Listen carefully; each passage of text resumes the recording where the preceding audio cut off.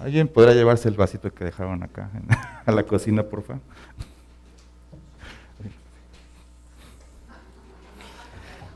O sea, no fue David el que lo dejó, ¿qué? Nada.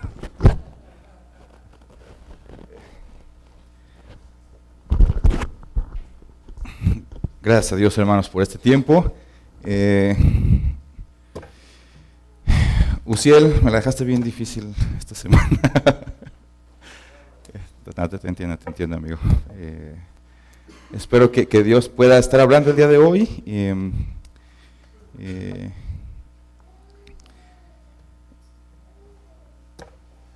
En alguna de las iglesias donde estuve sirviendo en estos años, que estuve lejos de Anástasis, uno de los pastores, bueno, los dos pastores que estaban en esa iglesia tenían muy claro y muy arraigado este valor en la iglesia de la vulnerabilidad, ¿no? Y ellos, cuando se sentían agobiados, cuando se sentían cansados, cuando se sentían tristes por alguna situación, lo compartían con la congregación. Claro, no daban detalles, porque pues obviamente no todos los detalles es bueno que estén abiertos para evitar chismes, pero sí expresar algunas veces ese sentir, ¿no? Yo te quiero expresar esto porque sí, hoy recibí una noticia en la mañana que puede ser muy buena o puede ser un desastre para la vida de esta persona que tiene que decidir. Y sí va a afectar mi vida y va a afectar, yo creo que también la de algunos de ustedes que la conocen. Entonces, estemos orando por esta persona, por su decisión que tiene que tomar, y que sea para bien y que sea de gran bendición, ¿verdad? También, bueno, la semana estuve enfermo, como se han dado cuenta. Tengo mi voz más varonil, ¿verdad? Pero bueno, también ha sido una prueba, ¿no? Y yo espero que puedan estar orando y que Dios pueda estar trabajando en medio de todo esto. Ya arrancamos Iglesia con Propósito. Próxima semana, ¿a qué hora empieza? ¿Y a qué hora tienen que llegar? Antes de las 11. Porque si se dan cuenta, en lo que llegan, estacionan el auto, saludan, se acomodan, ponen la silla en el lugar que quieren. O sea, ya se llevaron ahí 15 minutos, ¿ok? Bueno, hay quien se lleva más, hay quien se lleva menos. Entonces, procuren llegar con esa anticipación para que podamos arrancar a las 11, ¿sale? Y tampoco nos vayamos tan tarde, porque, bueno, las clases pues vienen bastante nutridas, bastante buenas, y pues la idea no es que nos vayamos de aquí a las 4 de la tarde, ¿verdad? ¿O usted quiere ir a las 4 de la tarde? Sí, bueno, acá alguien dijo que sí, amén, por esa persona que quiere. Pero no, yo entiendo que el hambre nos juega en contra, ¿verdad? También a esa hora. Entonces, procuremos llegar temprano para que empecemos temprano, ¿sale? Y bueno, dicho esto, hoy toca ver este segundo punto de nuestro pacto de membresía, que es la responsabilidad de nuestra iglesia. Pero antes de entrar de lleno a este tema de la responsabilidad de nuestra iglesia, quiero seguir con esta parte, con esta sección de preguntas anónimas que has estado haciendo. Te agradezco que tengas el valor para hacerlo. Agradezco que expreses estas dudas, porque a veces se puede sentir que no existe ese canal de comunicación y no es la idea, no es la idea. O sea, créeme que te puede acercar a los líderes, puedes comentarlo, pero sé que a veces pues, te cuesta por alguna situación, algún conflicto, no te quieres ver inmaduro, no te quieres ver vulnerable. Bueno, yo espero que esto con el tiempo vaya cambiando, ¿verdad? Pero de momento esto está abierto para que tú puedas hacer esas preguntas y podamos resolver esas dudas que ya están saliendo, esas dudas que están siendo un tope incluso para que nuestra iglesia pueda llegar a esa unidad que queremos en Cristo, ¿sale? Ahora, si eres un hermano que no le sabe la tecnología, qué mejor oportunidad para que agarres un joven y le digas, hermano, ayúdame a hacer esto, ¿no? También ahí nos vinculamos. Cuando los grandes pedimos ayuda a los jóvenes y los jóvenes tomamos consejo de los grandes, es padre esto. Entonces no te quedes con esa duda. Si tienes alguna pregunta y no sabes cómo subirla, ahí tienes a un joven a tu lado que sabe hacer tecnología, dale la pregunta para que él la escriba. Y si no tienes esa confianza o no quieres hacerlo de manera electrónica, acércate a alguno de los líderes. De hecho, hoy tenemos 3 preguntas y una de ellas no fue a través de este medio, una de ellas fue a través de uno de los líderes en el cual hicieron esta pregunta directa. ¿Ok? La primera pregunta, bueno, antes de empezar, recordemos cuál es nuestra misión de iglesia. Cada cristiano, partiendo a Cristo. Otra vez, cada creyente en nuestro círculo de influencia. Vamos a ver, primer pregunta que hicieron, confírmame si con todos me llevo bien y creo que los amo extremadamente y les sirvo con incomodidad, así decía, pero quiero pensar que era sin incomodidad, sin incomodidad, perdón. Pero solo hay uno con quien no me sale. Realmente no estoy siendo un verdadero discípulo según Juan 13:35, ¿verdad? Bueno, la respuesta corta es, pues sí, te lo confirmo, ¿no? Pero yo sé que a veces no es suficiente, ¿no? Hay poca gracia en una respuesta así, y no quiero ser así. Mateo 5:43 dice Jesús, ustedes han oído que se dijo, amarás a tu prójimo y odiarás a tu enemigo. ¿Ubican este pasaje en el Sermón del Monte? Bueno, ya lo van a ubicar porque lo estamos leyendo, ¿verdad? Pero yo les digo, amen a sus enemigos y oren por los que los persiguen, para que ustedes sean hijos de su Padre que está en los cielos, porque Él hace salir su sol sobre malos y buenos y llover sobre justos e injustos, porque si ustedes aman a los que los aman, ¿qué recompensa tienen? ¿No hacen también lo mismo los recaudadores de impuestos? Y si saludan solamente a sus hermanos, ¿qué hacen más que otros? ¿No hacen también lo mismo los gentiles? Por tanto, sean ustedes perfectos como su Padre Celestial es perfecto. Dice, ay, no exageres, Isaí, o sea, yo digo que no amo a mi hermano, no le llamo a mi enemigo, ¿no? O sea, no, ya esas palabras mayores. Bueno, la palabra enemigo, extros, en el griego, significa alguien que expresa abiertamente su hostilidad o alguien que es motivado por un odio arraigado. Si ya estás en un punto donde no puedes ver a tu hermano, donde lo esquivas, donde no le quieres hablar, es tu enemigo. Amar a quien te ama no hay ningún mérito, eso lo hace cualquier persona. Amar a esa persona que está en contra de ti, eso es lo que hace la diferencia. Ese es el amor que Cristo mostró con nosotros. Gálatas 5:7, el apóstol Pablo está hablando a esta iglesia acerca de las doctrinas de judaizantes que están entrando y cómo los está desviando un poco de la fe. Bueno, no un poco, sino ese poquito que entró de esa doctrina está desviándolos completamente de la fe. Dice el capítulo 5, versículo 7, ¿ustedes corrían bien? ¿Qué les impidió obedecer a la verdad? Esta persuasión no vino de aquel que los llama. Un poco de levadura fermenta toda la masa. Ese poquito, ese hermano que amo a todos, pero ese en específico, es esa levadura. Y es esa levadura que no te va a dejar crecer en tu vida cristiana. Es esa levadura que tarde o temprano te va a tirar. Si no lo arreglas hoy, te va a tirar, hermano. Te lo ruego, por favor, ve y reconcíliate con tu hermano. Y mira, te voy a explicar por qué tienes tú que reconciliarte. Te voy a poner mi ejemplo. Hace unos meses tuve un conflicto con una persona, con un par de personas, circunstancias X. Yo me sentía mal, ¿no? Y claro, me tardé un mes en entender mi error y acercarme y pedir perdón. Ahora, déjame te digo esto.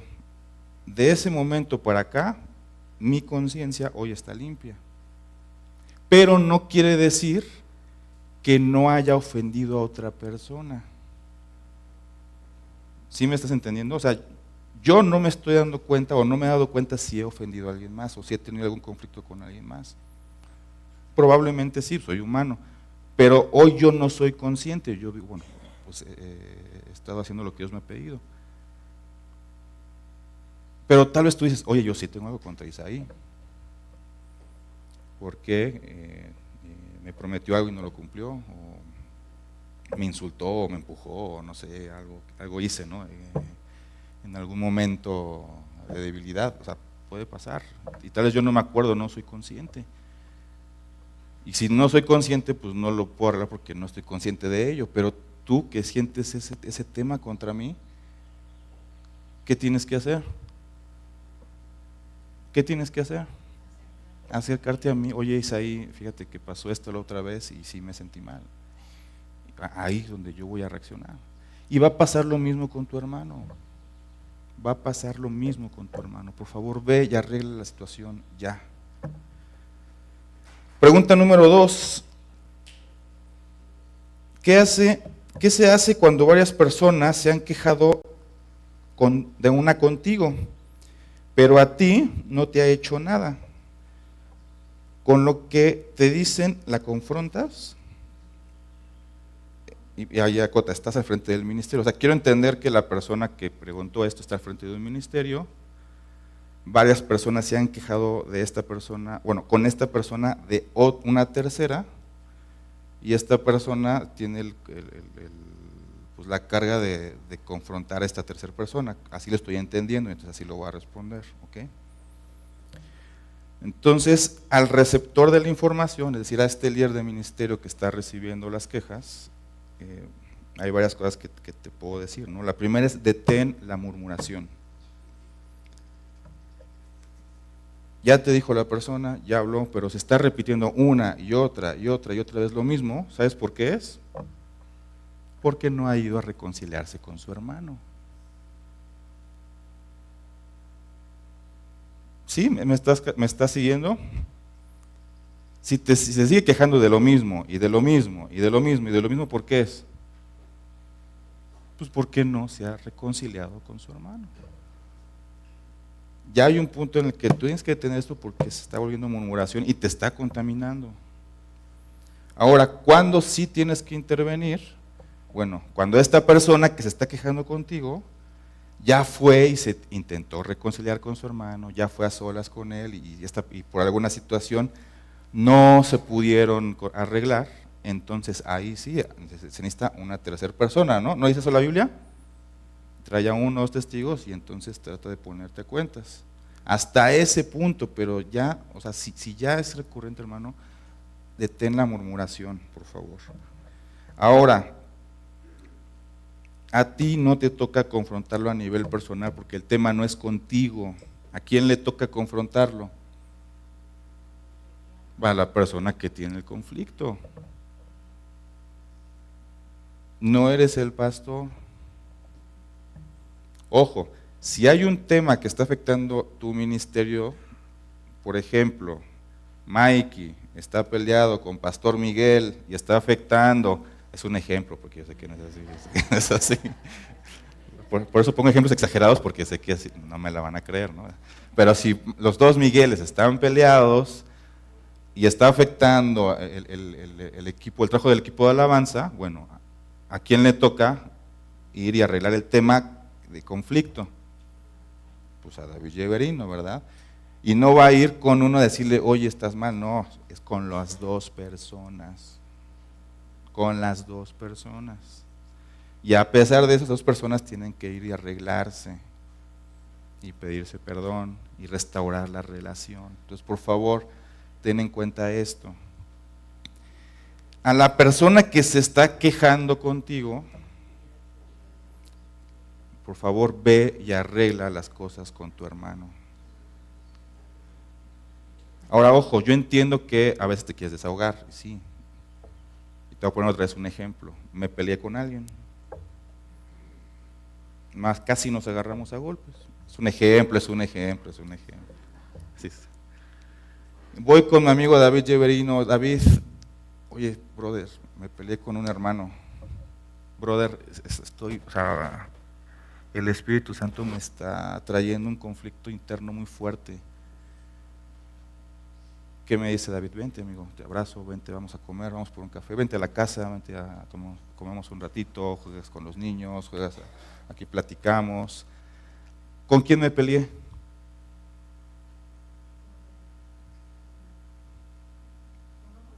¿Ven la diferencia? A que yo le hubiera dicho, fíjate que me peleé con... ya se vuelve chisme.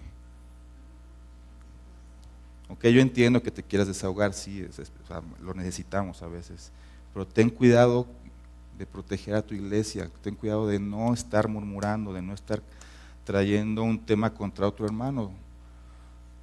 Y peor si no has ido y te arreglas con tu hermano. ¿Sale? Y ahora, al hermano del que se quejan. Si ya son varios hermanos que te buscan para reconciliarte contigo, ten cuidado. Algo está pasando en tu vida que está causando conflictos. Y Dios te está dando la oportunidad de poder enmendar las cosas. Así que perdona y pide perdón. Y te recomiendo que busques consejería. Porque hay que analizar qué está pasando, que estás causando conflicto con tantas personas. Repito, esto es anónimo, no sé de quién están hablando, ¿ok? Entonces, no te la tomes personal, o sí, depende, estás en la situación, ¿verdad? Pero por favor, vayan y arreglen esos conflictos. No depende del hermano, depende de uno, ¿sale?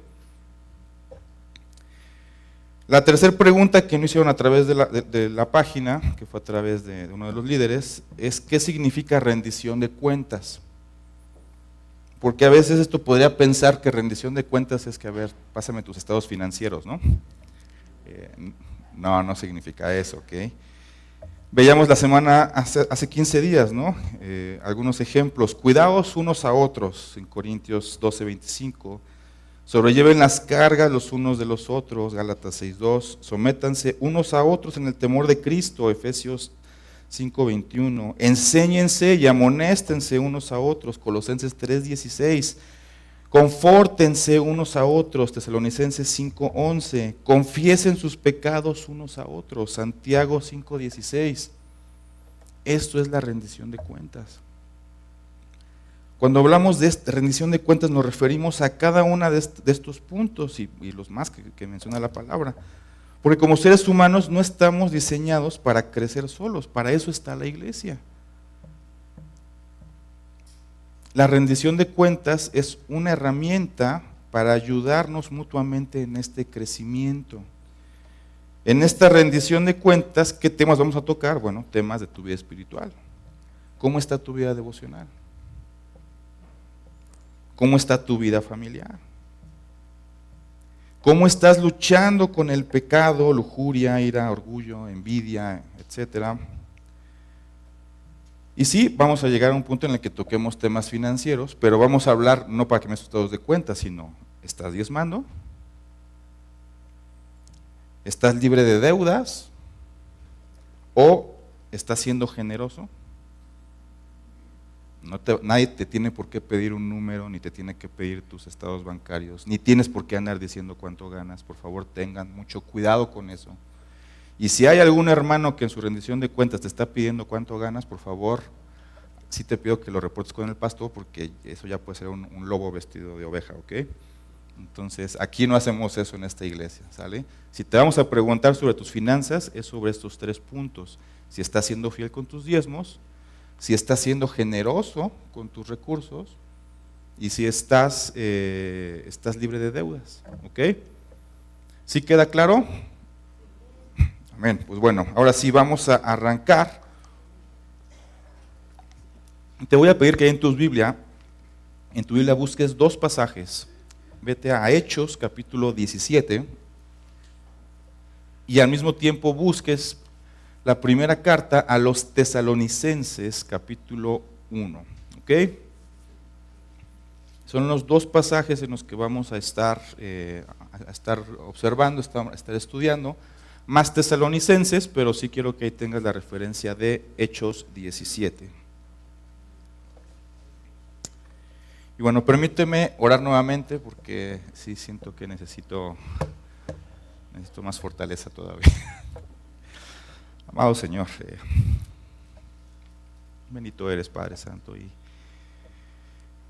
en esta hora estamos ya en vísperas de todo este plan, esta reestructuración que tenemos como iglesia, en vísperas de todo este plan que pues ha llevado su tiempo de preparación, de oración.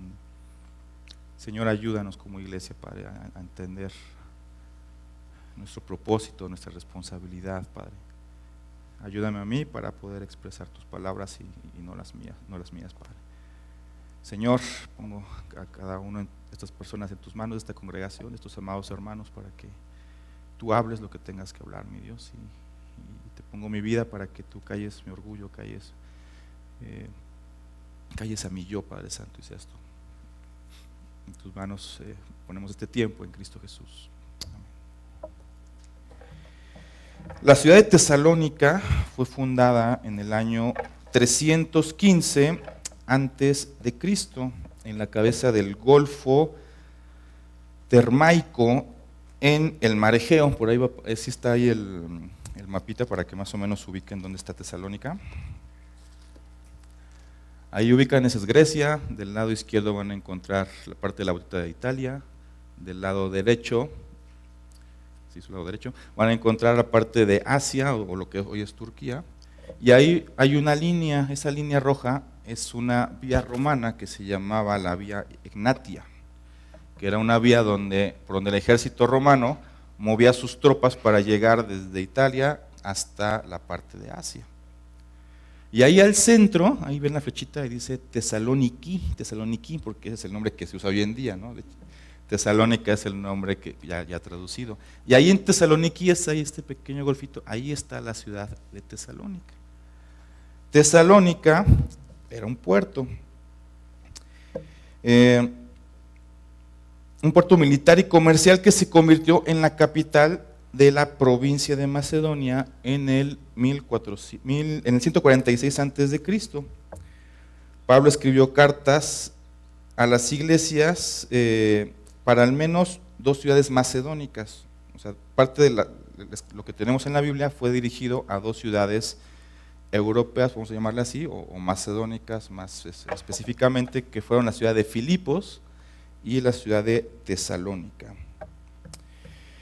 La ciudad de Tesalónica se convirtió en una ciudad libre por ahí del año 42 a.C. como recompensa por haber ayudado a Marco Antonio y a Octaviano, quien posteriormente lo vamos a conocer en la historia como César Augusto, por haber enfrentado militarmente a Bruto y a Casio, que fueron los que asesinaron a Julio César en la famosa batalla de Filipos. Bueno, para algunos es famosa, para mí no era tan famosa, pero ya que estudié ya se volvió famosa, ¿verdad? Como un puerto ubicado en la vía Egnatia, esta carretera que les comento que cruzaba toda esta parte de Macedonia, pues se convirtió en una de las principales ciudades de esta región. Tesalónica se convirtió en el centro principal para el comercio y las artes, y tenía tanto una población romana y griega como una población judía bastante numerosa. Y ahí en Hechos capítulo 17 vamos a encontrar esta visita que hizo el apóstol Pablo y su consiervo Silas, que también es conocido como Silvano, a esta ciudad. Entonces, te voy a pedir ahí que me sigas con tus ojos. No lo voy a leer por tema de tiempo, pero sí quiero que te voy a ir marcando algunos versículos para que veas que lo que te digo no es mentira, ¿ok? Ahí en el capítulo 17, versículo 2 y 3, menciona que Pablo y Silas llegaron a esta ciudad y que discutieron por lo menos 3 fines de semana en la sinagoga, o 3 días de reposo. O sea, quiere decir que por lo menos estuvieron en un periodo de 3 semanas hasta este punto de la narración.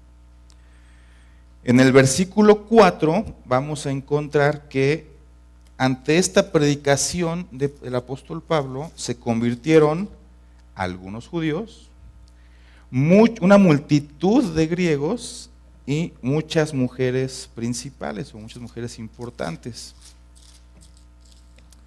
En el versículo 5 nos va a decir que había judíos celosos en esta ciudad, celosos pues, del mensaje que estaba teniendo Pablo y del éxito que estaba teniendo al predicar la palabra. Y que estos judíos celosos asaltaron la casa de uno de estos convertidos, llamado Jasón, para buscar a Pablo y a Silas. ¿Sí? ¿Vamos bien? ¿Vas siguiendo la historia? ¿Estás viendo que no te estoy mintiendo? Es importante que corrobores con tu Biblia, ¿ok? Versículos 6 y 7 dice que Jasón y algunos hermanos fueron acusados ante las autoridades, como no encontraron a Pablo y a Silas, los agarraron a ellos, y si bien salieron bajo fianza, pero bueno, ya habían quedado marcados legal y penalmente. Y mira, la Biblia nos narra que Pablo y Silas fueron enviados de noche a Berea después de estos acontecimientos, o sea que estaban escondidos. Y curioso que en esta nueva ciudad, en esta Berea de la que vienen de Tesalónica, encontraron una mejor aceptación del Evangelio. ¿Ok? Entonces, recapitulando, llegan a Tesalónica, comparten 3 semanas, vienen los judíos celosos, quieren agarrar a Pablo y a Silas, llevarlos a la cárcel, los esconden, Jasón y otras personas son aprisionadas en lugar de Pablo y Silas, salen bajo fianza, Pablo y Silas de noche son enviados a Berea, y en Berea dice la palabra que tienen una mayor aceptación de la palabra de Dios. ¿Sí? ¿Hasta acá bien la línea cronológica?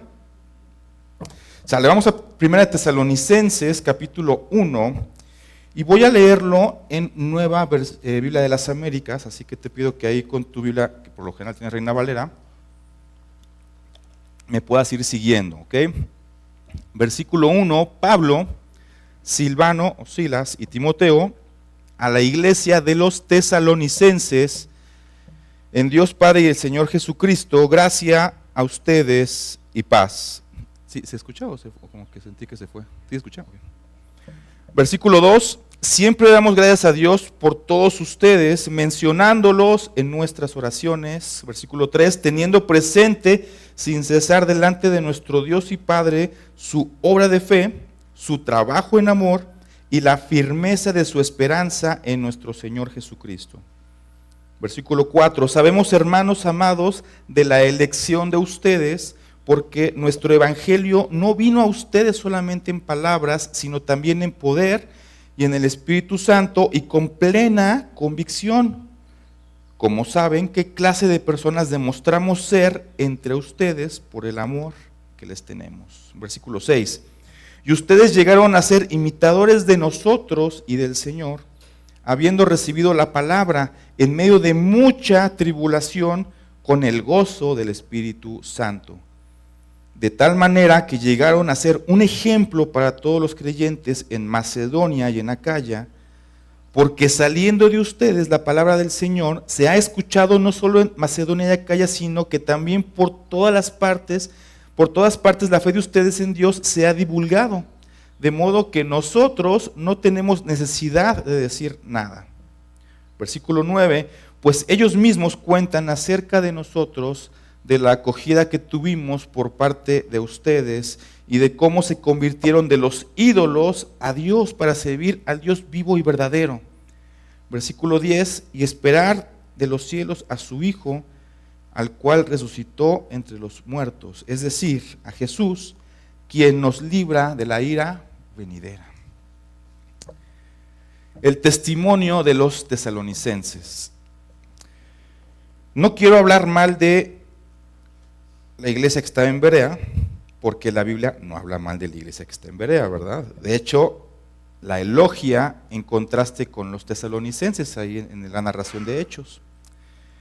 Pero es curioso que el apóstol no les dedica una carta como sí lo hace a otras iglesias.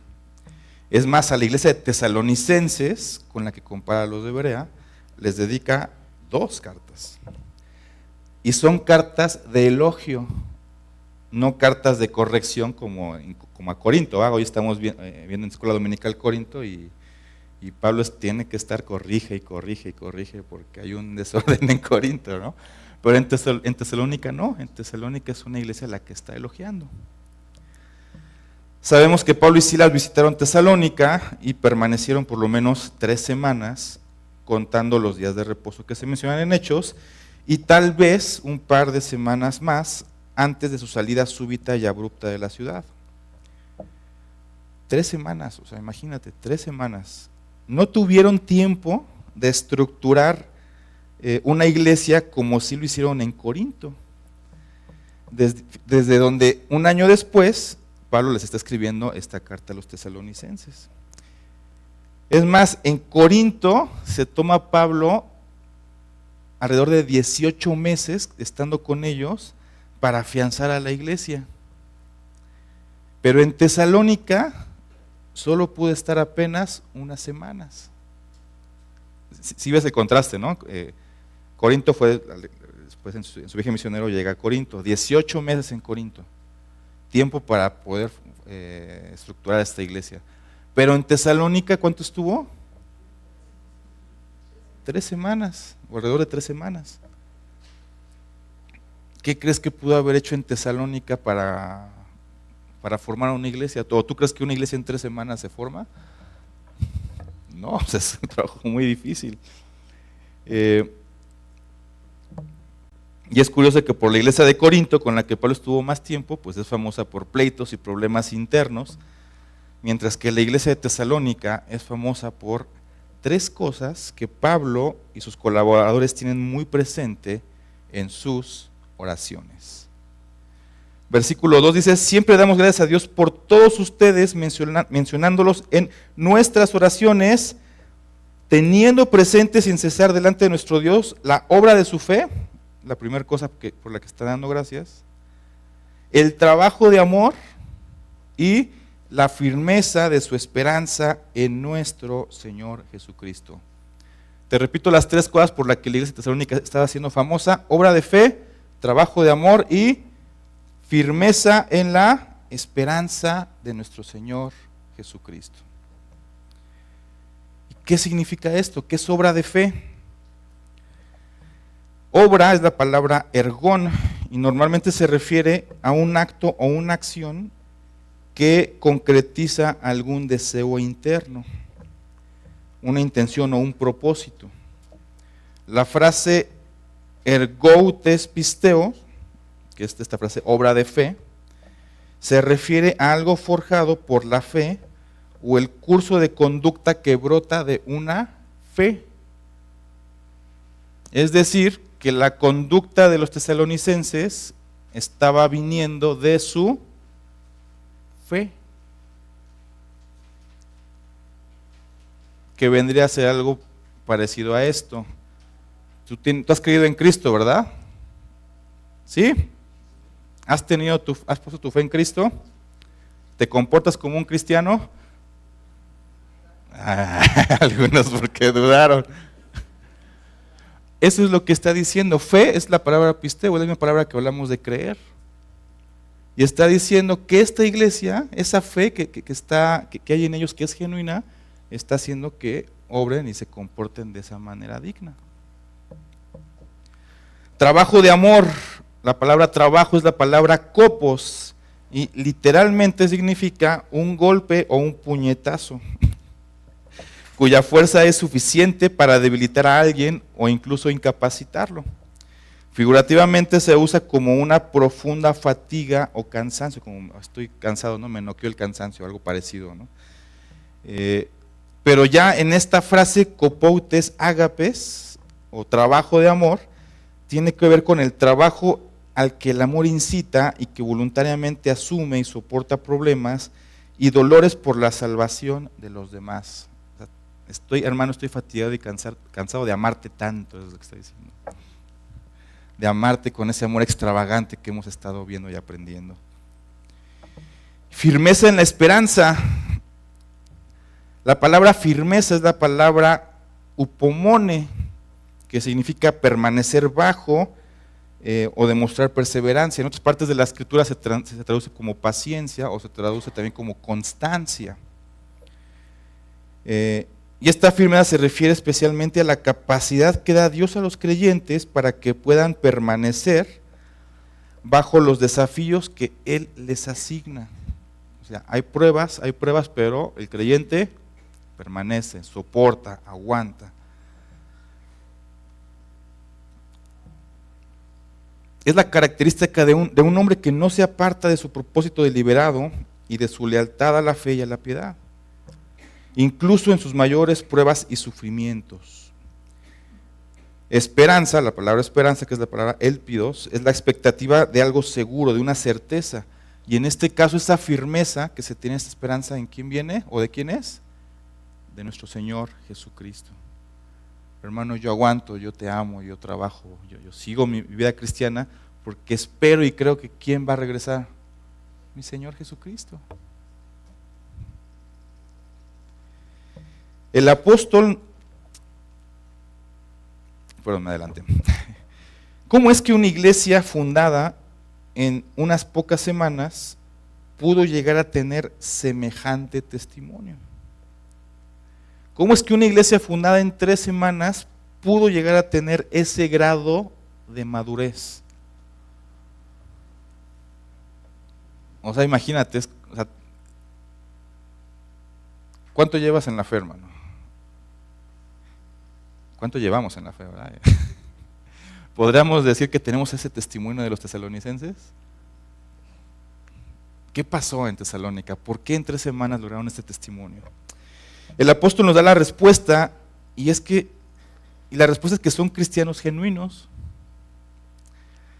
elegidos por Dios. El versículo 4 dice: sabemos, hermanos, amados de Dios, de la elección de ustedes, o sea, que Dios realmente los escogió, que realmente el evangelio está en ellos. Y va a mencionar algo que es relevante para nuestros días. Las palabras del evangelio no se quedaron en palabras. Primera parte del versículo 5 dice: porque nuestro evangelio no vino a ustedes solamente en palabras, sino en poder y en el Espíritu Santo, y con plena convicción, con plena certeza. El evangelio entró con poder en la vida de los tesalonicenses por la obra de Dios a través del Espíritu Santo y por su propia convicción. Ellos creyeron que el evangelio era lo que necesitaban y lo abrazaron con todas sus fuerzas. Tal vez en un principio no se veía, veíamos en la narración, ¿no? Dice más adelante en el 17 que los de Berea eran más fieles en su estudio de la palabra. Pero no quiere decir que los tesalonicenses no aceptaron la palabra. Pudo haber costado en un tiempo, pero al final, al ser cristianos verdaderos, creyentes verdaderos, abrazaron esa palabra. No fueron palabras lindas de amor que se quedaron en un nivel emocional, sino unas palabras poderosas que abrazaron y que cambiaron sus vidas. Hermano, ¿estás abrazando las palabras del evangelio o solo se están quedando en palabras lindas que escuchas los domingos? La evidencia de una o de otra, de si verdaderamente el evangelio está en tu vida o solamente son palabras que se las ha llevado el viento, ¿sabes dónde se ve?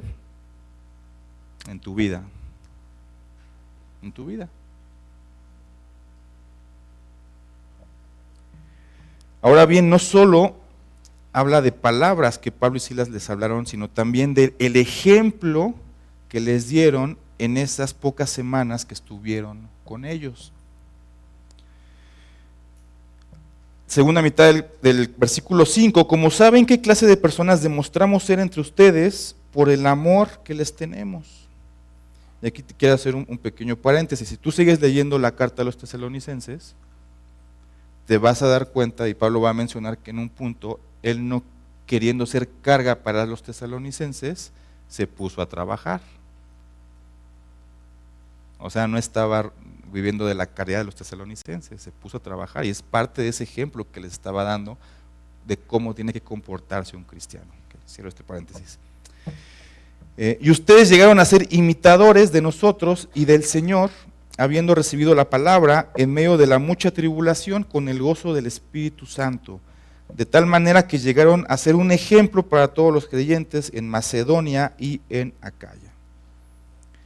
Mientras predicaban la verdad del evangelio, Pablo y Silas en Tesalónica, Es verdad que esas palabras pues no solo eran eso, sino que también había un testimonio que ellos mismos estaban dando. Es decir, estaban predicando y estaban modelando. Eran palabras, pero también era acción. Imagínate que yo hoy te esté predicando de este amor extravagante, que hoy te esté predicando de cómo debe comportarse un cristiano, y acabando el culto, alguno de ustedes me pide que lo lleve al metro. Y yo digo, no hermano, no puedo. ¿Qué pensarías de mis palabras? ¿Tendrían el mismo peso? ¿O dejarías de creer en lo que te estoy diciendo? Pues por supuesto dejarías de creer en lo que te estoy diciendo, ¿verdad? O sea, ¿cómo me pongo a predicar de un amor que yo mismo no estoy expresándole a mis hermanos? Y si bien es verdad que tú sabes que la palabra de Dios es la palabra de Dios, y que si yo menciono algo y digo algo de acá es verdad, lo cierto es que el peso que pueda tener en tu vida no va a ser el mismo, porque no lo estoy modelando con lo que estoy haciendo. Este fue el ejemplo de Pablo y Silas, que Pablo y Silas les dieron a estas personas, y fue tan grande que estos tesalonicenses, en esas pocas semanas que estuvieron con ellos, decidieron imitarlos. El libro de Hechos no da detalles de cómo fueron los eventos en casa de Jasón. O sea, no te dice si llegaron quemando, llegaron golpeando, tirando piedras, ¿no? Solo te dice que llegó la multitud y los jaló, ¿verdad? Pero te puedes imaginar el descontrol, te puedes imaginar las dudas, el enojo ante la injusticia de estos hermanos de Tesalónica, el miedo a la multitud y a las autoridades. ¿Cómo reaccionarías ante si alguien llega a tu casa y te jala por la fuerza porque eres cristiano o porque estás escondiendo o hospedando a algún misionero? Yo, gracias a Dios que no vivimos en un país que hace eso, ¿verdad? Pero hay cristianos que sí lo viven. Pero ponte en los zapatos de estos cristianos. Probablemente estarías angustiado, con quejas, incluso hasta tal vez reaccionarías violentamente. Pero Pablo y Silas actuaron como Cristo lo haría. Y si bien no tenemos el registro, sabemos que la forma en que Pablo y Silas reaccionaron ante estas circunstancias impactó en gran manera a estos creyentes de tesalonicenses, a tal grado que decidieron imitarlos. Esa obra de fe, ese trabajo de amor y esa firmeza en la esperanza en Jesucristo la aprendieron en pocas semanas de aquellos que les compartieron el Evangelio y les dieron ese discipulado efectivo de 3 semanas. ¿Qué ejemplo tú, hermano, que me escuchas, estás dando a tus hermanos más pequeños? ¿Qué ejemplo le estás dando a tu círculo de influencia que no conoce el Evangelio?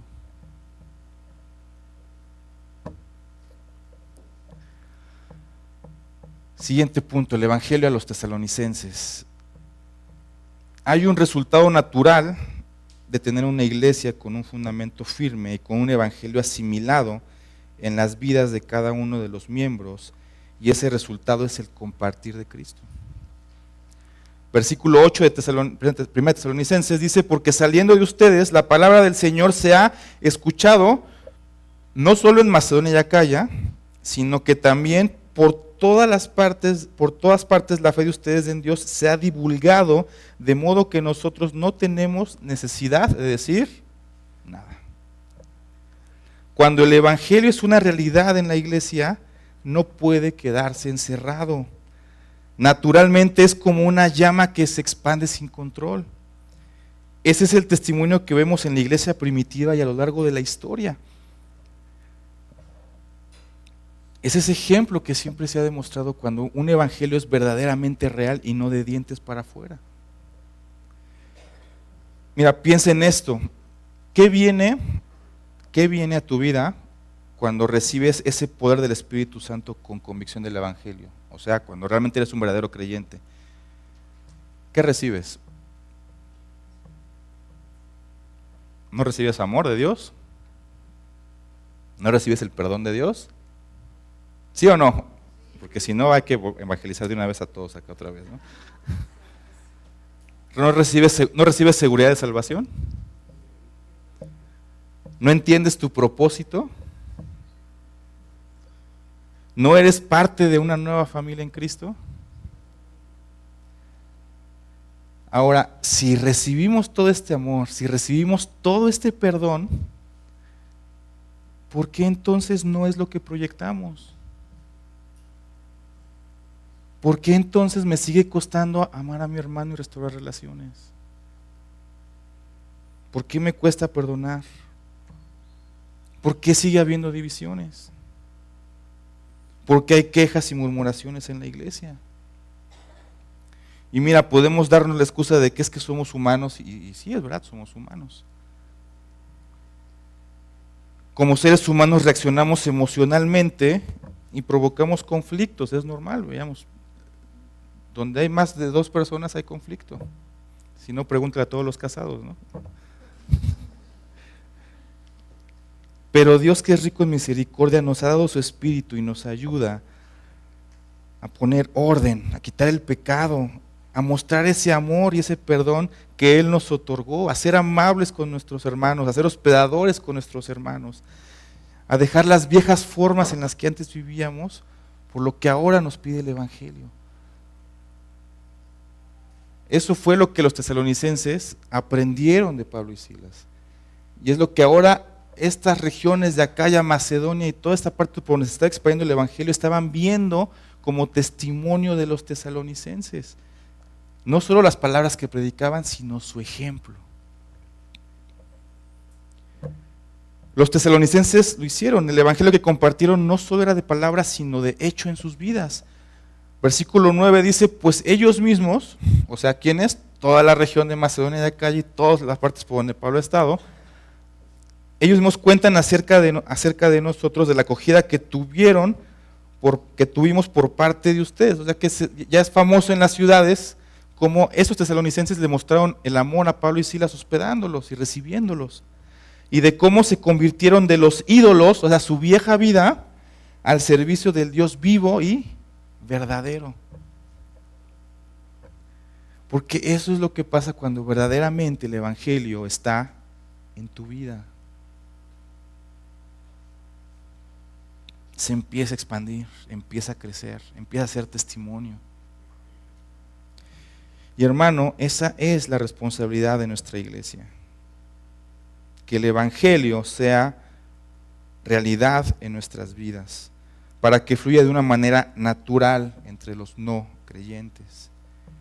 Que cuando ellos volteen a la iglesia, vean esa unidad del Espíritu, vean ese amor del Padre que hay entre nosotros, vean esa gracia que hay en nosotros. Y no que volteen y vean chismes, vean peleas, vean discusiones, vean enojos. Eso no, eso hay que quitarlo. Porque nuestra responsabilidad es reflejar a Cristo, que Cristo sea predicado, que Cristo sea glorificado. Y si el Evangelio realmente es realidad en tu vida, no tendría por qué haber problema.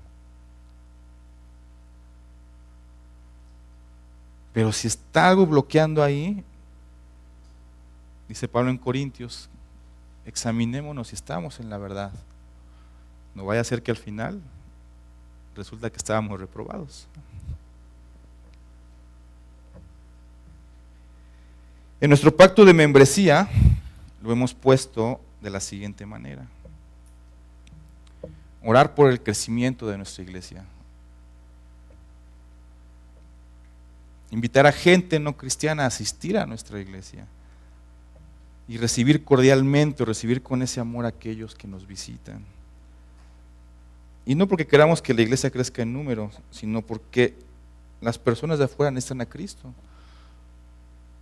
Y porque si el Evangelio es una realidad, tendría que fluir como ese fuego que no se puede parar.